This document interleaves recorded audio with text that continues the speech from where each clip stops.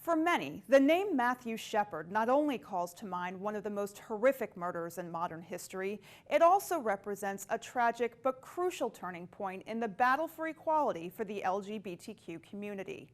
This year is the 21st anniversary of the brutal hate crime that ripped Matthew from the world, bringing reflections on how the ripple effect it caused has been felt for generations. As a country, we were ready to talk about it. It would have been impossible not to. Matthew Shepard was just 21 years old when he was offered a ride home from a bar by Aaron McKinney and Russell Henderson on October 6, 1998. They beat him with the butt of a gun, tied him to a fence on the outskirts of Laramie, Wyoming, and left him. A few days later, Matthew died in a Colorado hospital. I think it spurred a national conversation about the state of LGBTQ rights in the country.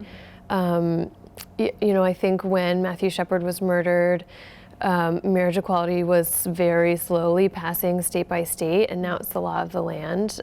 So we see these huge cultural shifts over the 20 years since he's passed.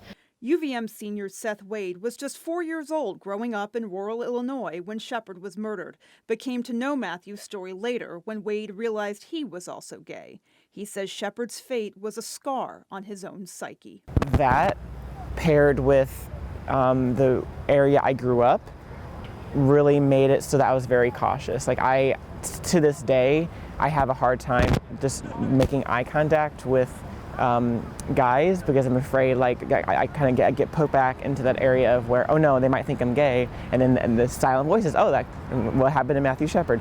Last year, Shepard's ashes were interred at the National Cathedral in Washington, D.C., where the ashes of notable figures like Helen Keller and Woodrow Wilson also rest. And as the anniversary of Matthew's death looms, so too does the change that his murder brought about, and the work still left to be done. We're, talking about the national impact that Matthew Shepard had on the conversation about LGBTQ rights as the highest court of the land is debating whether or not it's still whether or not it should be legal for employers to be able to fire folks for being LGBTQ. I still wish I didn't have that stress and fear that was encoded in me, and I really look forward to it for even more generations not having that. I really hope that continues. For MyChamplainValley.com, I'm Beth Jones.